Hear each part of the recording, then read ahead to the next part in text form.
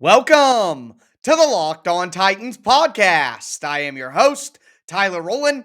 Titans fans, it is a re-watch Wednesday edition of the Locked On Titans podcast. As you guys know, my favorite episode of the week. We are going to step into the film room, go over all of my film notes from my review of the All 22 coaches tape. I'm going to tell you what I saw from the Tennessee Titans on offense and defense from a schematic standpoint. That's right. We are going to break down the X's and the O's on this Rewatch Wednesday edition, but that's not it. The Titans made some roster moves on Tuesday, some of them expected, some of them unexpected. I'm going to tell you what those roster moves were and what they mean going forward for the Titans roster. So we got roster moves, we got film notes on a Rewatch Wednesday edition of the Locked On Titans podcast. Let's get it. You are Locked On Titans, your daily Tennessee Titans podcast, part of the Locked On Podcast Network, your team every day.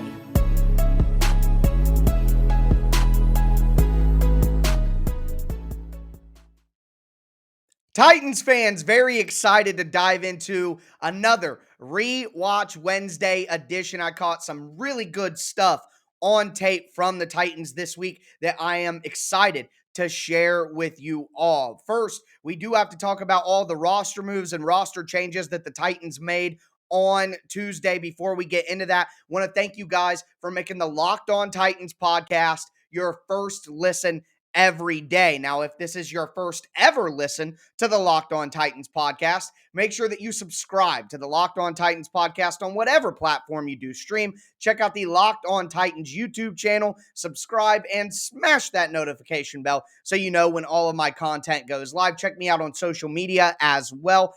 At Tic Tac Titans on Twitter. I did a Tic Tac Tuesday posting all of the film clips that kind of preface the conversation that we're having today. So make sure that you check that out once again at Tic Tac Titans on Twitter. Check out the show Facebook page as well at Locked On Titans Pod. But we're going to dive right in here to the roster moves that the Titans made on Tuesday and what they mean. First and foremost, the Titans did make the Adrian Peterson signing official. Now, I do want to say Adrian Peterson is, at least to start, signing to the Titans practice squad. Now, the way that this works, since the beginning of last year, 2020, basically you have the ability to elevate someone from the practice squad to the game day roster twice.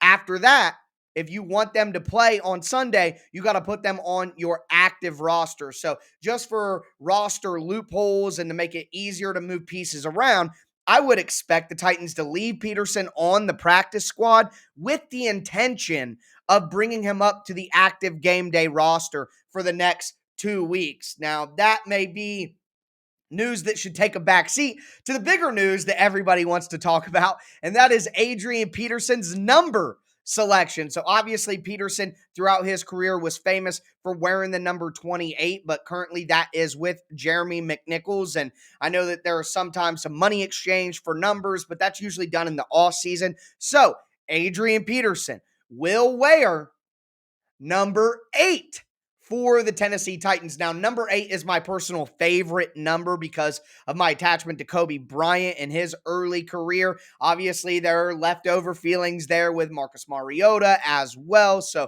that is taken into account. But I think the number 8 on Peterson, gonna look awesome. Very excited to watch him rock my favorite number for the Tennessee Titans, but that is the Peterson news. Now, in a move that I have been talking about since the Henry injury was announced, not only on the show yesterday, but also on Twitter, the Titans brought in another running back to help with the Henry loss, and it's a guy that you all should know.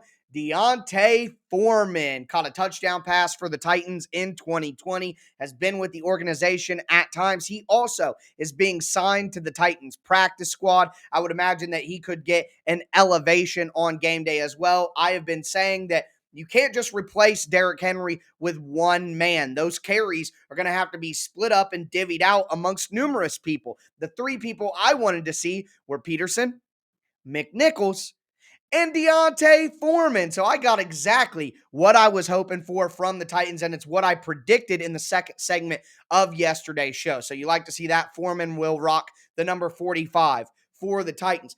That wasn't it, though. The Titans made other moves on Tuesday as well. Number one, kind of a surprise, but they released veteran linebacker Avery Williamson. Now, there was some hype, some excitement for Williamson to potentially take Rashaan Evans snaps.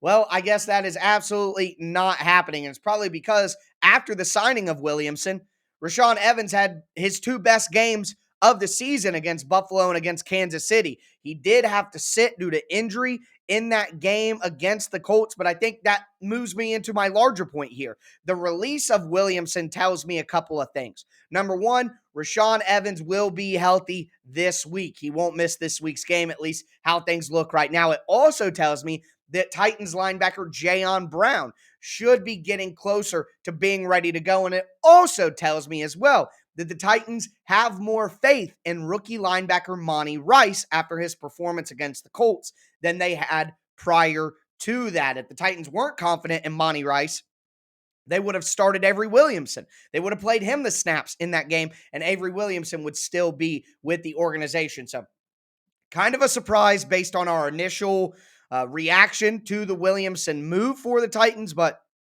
if you look at everything that's taken place since, it does make sense. Now, the Titans also cut some players off of the practice squad. A guy who started for the Titans this week and I thought played a pretty good game. Eli Anku, the defensive lineman, he is gone.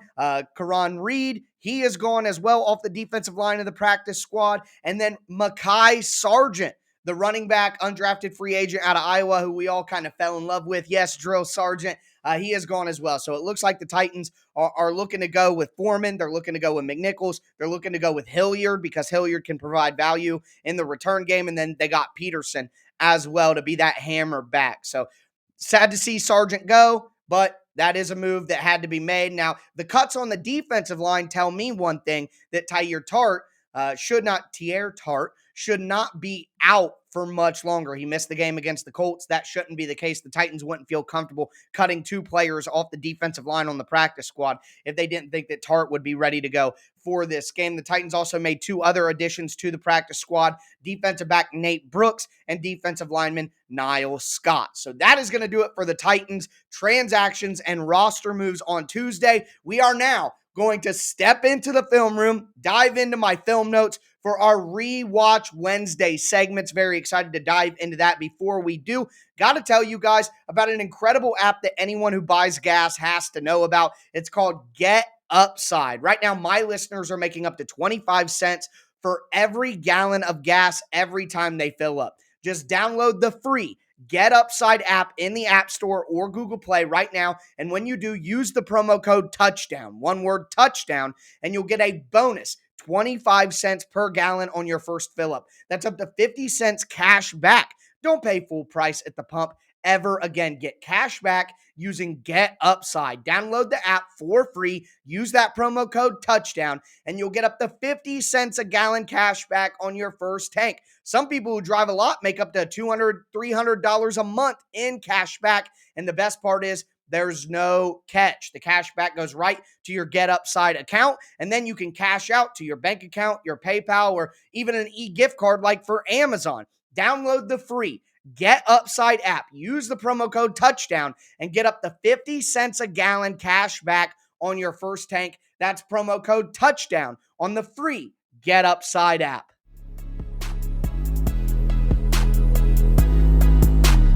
Titans fans, let's dive right back into this Rewatch Wednesday edition of the Locked On Titans podcast. I want to first thank you guys again for making the Locked On Titans podcast your first listen every day. And if this is your first listen ever, make sure that you subscribe to the podcast on whatever platform you do stream. But we are going to start with the defensive side of the ball. So I was at this game, and when I'm at the game, not going to lie to you guys, I try to kind of put the analysis brain away and just really enjoy the experience and be a fan of a team that I have loved for over 20 years now. So diving into the tape this week was a little bit different than a normal week for me. I saw a lot of things that I didn't necessarily notice when I was at the game, but one thing I did notice when I was at the game, the Titans played man coverage all day long. Now, of course, on early downs, the Titans mixed in some zones and things of that nature, and the Colts took advantage of that. I'll make that note in a second. But overall, I just want to say that the Titans played a heavy majority of man coverage in this game. And honestly, it set up some things that were big for the Titans defense later on in the game as the chess match started to be played. The Titans played a ton of man coverage, and it makes sense. The Colts don't really have any receiving options that really scare you outside of Michael Pittman.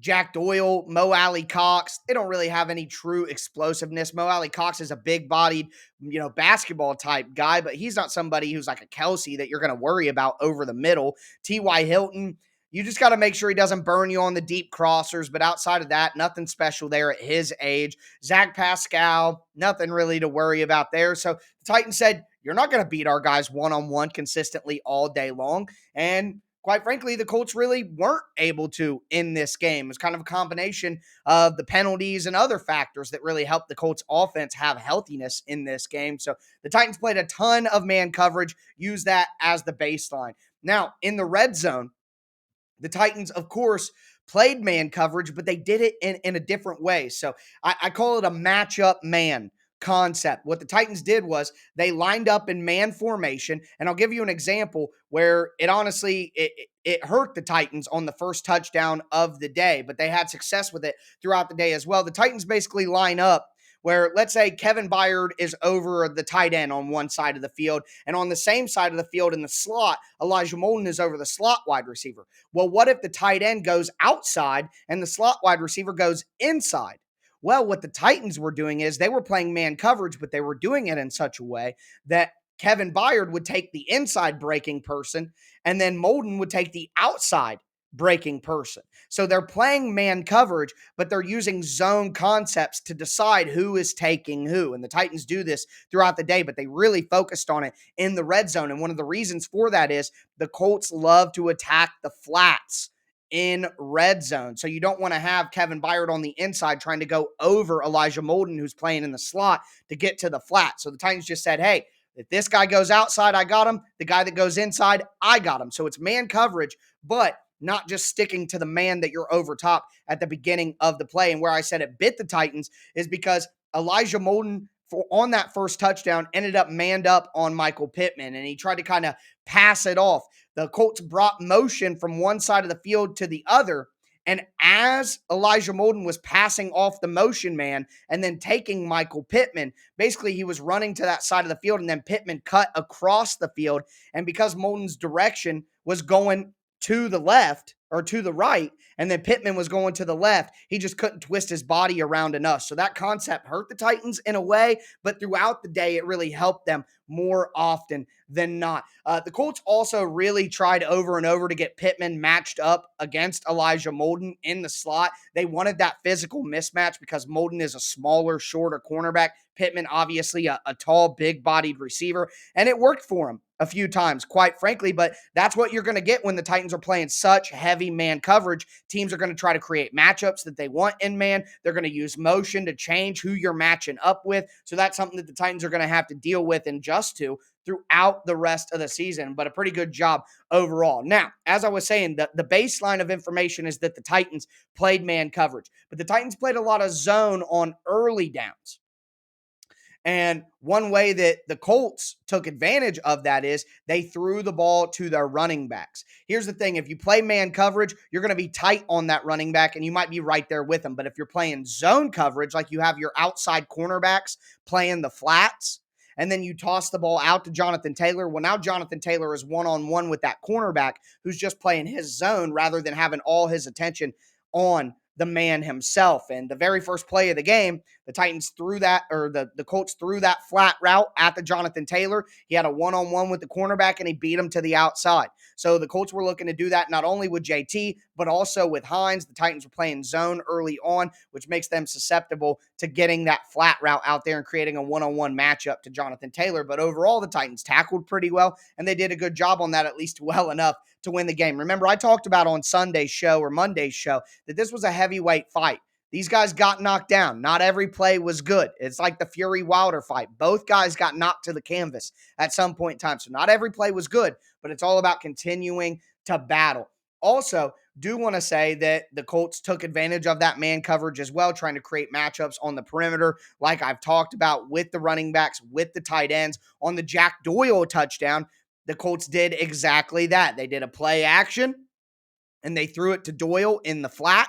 And the Titans, because they were playing man coverage, the guy who was playing man on that tight end was a little too focused on the play action fake, and that left Doyle wide open for the touchdown. So the Colts know the Titans very, very well, and Frank Reich did call a pretty good game overall. It was really Carson Wentz being an idiot that really ruined the Colts' chance to win this game. Moving forward, though, do want to say that the Titans did a great job mixing up coverage later in the game. So they played a ton of man early on, but as we got to the second half, more into the fourth quarter, and then into overtime, the Titans started mixing up their coverages a lot more. They started moving their safeties back and forth, starting with two safeties up high, looking like it's cover two, rolling one of the safeties down into the box, and then moving it into single high coverage, which would then look like a cover three or cover one man. The Titans also did a good job of starting out in single high and then rolling safeties back to cover two, all in an attempt to confuse Carson Wentz. And what I really liked was the Titans did some things later in the game that really caused problems for Wentz using that philosophy of rolling the safeties and disguising coverage. We'll get there with my last point on the defense. What I do want to say is from a run defense standpoint, the Titans did a pretty good job. What they were doing is when the Colts came out with one tight end, they would be in a four-man front. If the Colts did bring out a two tight end set, the Titans would then go with a five-man front because they didn't want to give up too much beef on the front line. So the Titans playing that chess game. You're going to bring two tight ends in, which the Colts were playing in a lot of 11 with three wide receivers on the day because that's how they wanted to attack the Titans in the run game and make sure that they weren't overloading in the front and in the box. Well, the Titans were adjusting constantly. You throw those two tight ends out there, we're going to put five on the line of scrimmage so that you can't create matchups. Finally, the things that I want to mention here about the pass coverage, which was really what stood out to me on the day. One thing that the Titans started doing, if the Colts put a tight end and a running back on the same side of the field and then three wide receivers to the other side, the Titans would play zone coverage on the side of the three wide receivers. And then because the Colts like to go to their tight ends and their running backs so much, the Titans would play man coverage on the other side of the formation, having a man on a tight end and a man on the running back. The Colts love those quick tosses to the running back. They love those tight end screens. And as a matter of fact, that coverage concept is exactly what resulted in the Elijah Molden pick six at the end of regulation. The Titans were in a zone coverage overall on one side of the field, but on the other side of the field, they had Elijah Molden manned up on the tight end, David Long manned up on the running back, and that allowed Elijah Molden to slide right in and have his eyes focused. The Colts tried to run a tight end screen on that pick six on the goal line, and it didn't work because of Bud Dupree taking on a double team and getting up and forcing pressure on Carson Wentz, but also because the Titans were running that mixed coverage with a little bit of man and some zone, and it allowed Molden to just be laser focused on Mo Alley Cox and jump that pass and take advantage. So good stuff there from the Titans schematically, doing things that are specific to the Indianapolis Colts. These teams know each other so well. The Titans had a specific plan of how they wanted to space out their coverages, how they wanted to show their coverage in the first half and then kind of change it in the second half and adjust. And another thing that they did here. So the Colts punted in overtime. And on the big third down that caused the punt, the Titans showed single high coverage with a single high safety at the top. But then they went to that cover two invert that they love to go to. They had Chris Jackson go back as a deep half safety. And then they also had Amani Hooker go from the single high alignment in the center of the field over to a deep half. And then they used they let Kevin Byard drop down, and they had David Long carry the seam through the middle of the field going up in that Tampa 2 alignment. So that caused the third down. Well, then the Titans used the same coverage, but flipped it. They had Kevin Byard as the single high, like Amani Hooker was, for the interception. And then they did the cover 2 invert, but instead of Kevin Byard going over to one half of the field to be a cover 2 safety, like we saw from Amani Hooker in that position, they had Kevin Byard take over the Tampa 2 middle of the field. So they did the same exact coverage, but they gave different people different roles. Carson Wentz expected the cover 2 and expected the zone, but then Kevin Byard from his middle position was able to follow Michael Pittman on the deep cross over the field that, based on what Wentz saw last time, would be open, but it wasn't open this time because the Titans ran the same coverage concept, but they ran it using different roles for different players from different alignments, and it allowed the Titans to get that interception and set up the game-winning field goal. So some incredible schematic stuff from the Titans on defense. You can see all of that on my Twitter at Tic Tac Titans, where I broke it all down on a Tic Tac Tuesday thread. That is going to do it for the defense, though. We're going to move into the offensive side of the ball, which was a little bit of a struggle, but I have some good nuggets for you guys there as well. Before we get into that, I want to remind you guys about betonline.ag. It's the number one spot to bet all of your sports action this fall. They have basketball, they have football, they have postseason baseball, they have NHL, they have boxing, UFC, even your favorite Vegas casino games. So make sure that you check out their brand new website with a brand new interface. You can use your laptop, your desktop, even your mobile device. Sign up for free today and use the promo code Locked On. And when you do make your first deposit with that promo code Locked On, you'll get a 50% welcome bonus. That's literally free money when you use promo code Locked On for your first deposit at betonline.ag. BetOnline, where the game starts. Also, do have to tell you guys about the best tasting protein bar in the galaxy from our friends over at Built Bar. Built Bar is, like I said, the best tasting protein bar ever. And if you haven't tried Built Bar by now, you are missing out. They tell you it's a protein bar, but it does not taste like any protein bar I have ever had. It tastes more like a candy bar. Quite frankly, all the bars are covered in 100% real chocolate. They have a ton of different flavors. My favorite is the cookie dough chunk or the salted caramel, but they literally have something for everyone. So make sure that you go to BuiltBar.com right now. Use the promo code LOCKED15 and you'll get 15% off your next order. They have brand new limited flavors coming out every 3 to 4 days. So make sure that you go to BuiltBar.com, use that promo code LOCKED15, and you'll get 15% off your first order. Once again, that's LOCKED15 at BuiltBar.com.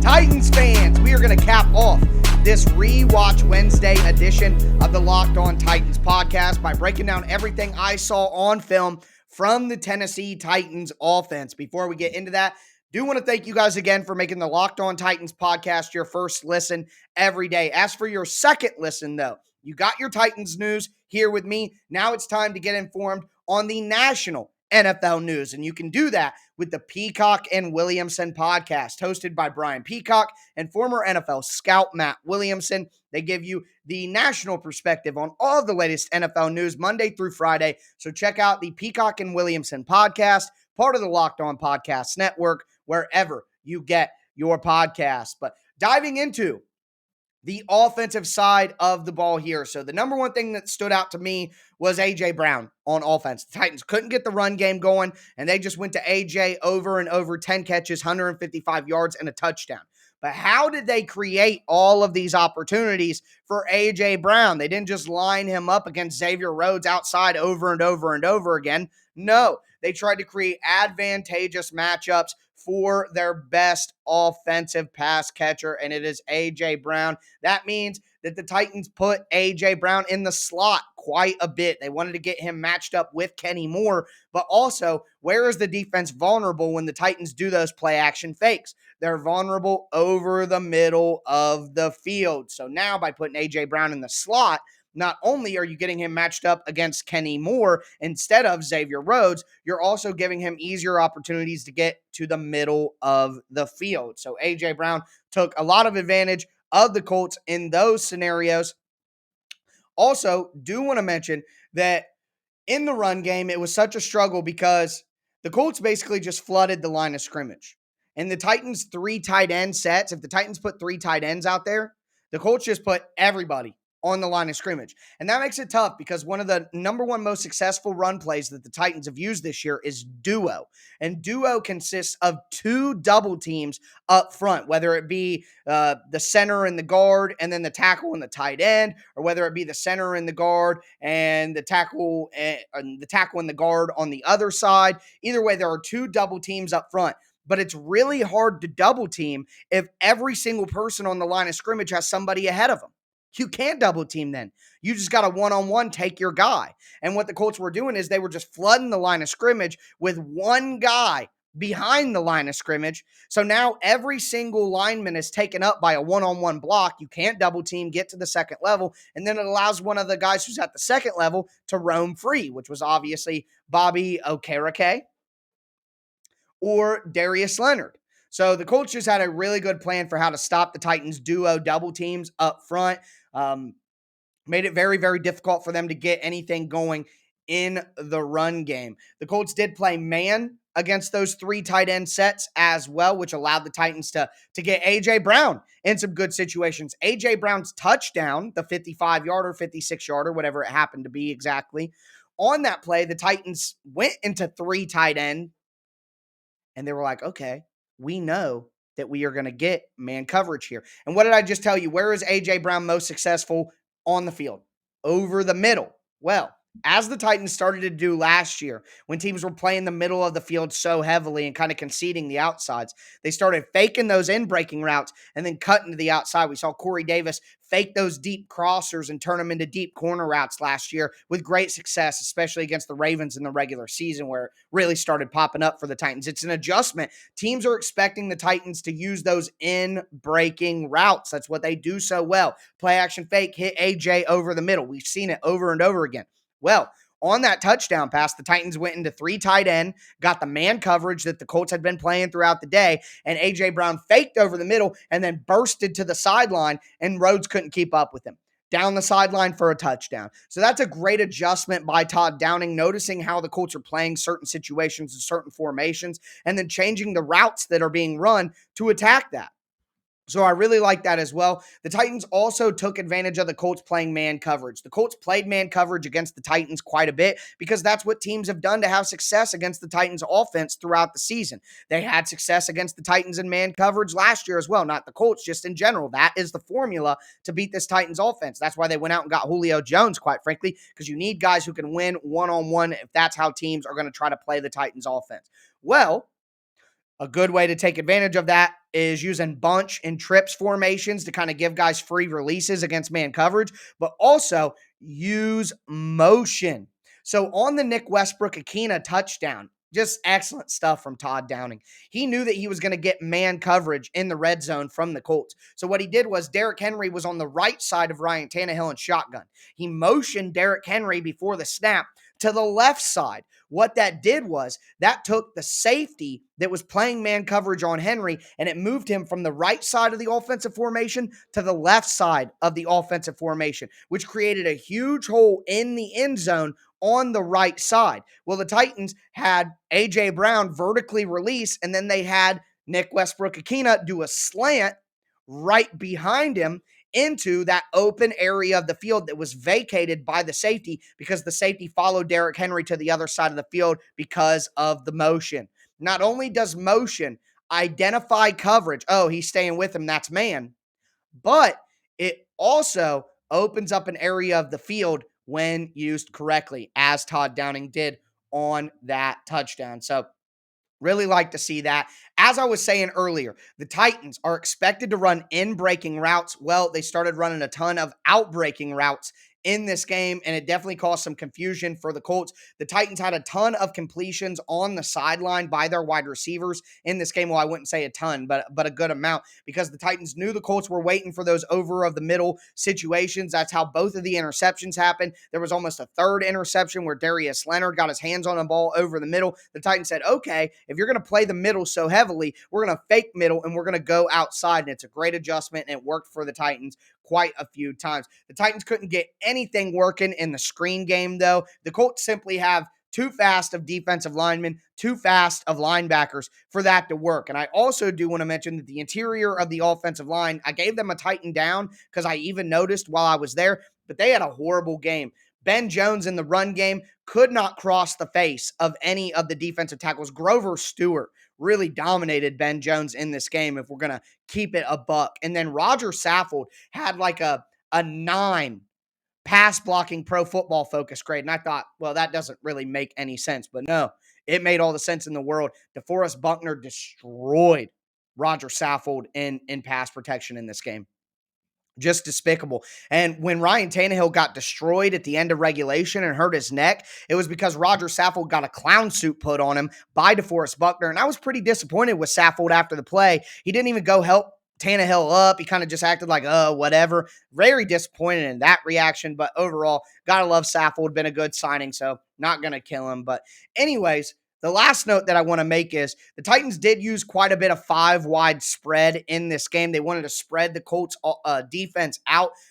One or two reasons. If the Colts were going to play zone, by spreading it out, you're going to create easier holes in the zone by being spread out and being able to come into the middle. If they're playing man, then once again, you put A.J. Brown in the slot, you get him on Kenny Moore, you do some motion, you get some open areas of opportunity. So the Titans are like, okay, you want to do that? This is how we will adjust. So a lot of great adjustments from Todd Downing in this game. But that's going to do it for me, folks. That is our rewatch Wednesday for the Week 8 matchup against the Colts, my favorite episode of the week. I hope you guys enjoyed it as well. I will be back for a crossover Thursday episode. It'll be me and my boy Sosa from Locked On Rams. Very excited for that. Make sure that you subscribe to the Locked On Titans podcast on whatever platform you do stream so you don't miss that episode. But that is going to do it for me today, folks. As always, I am your host, Tyler Rowland, and this was Locked On Titans.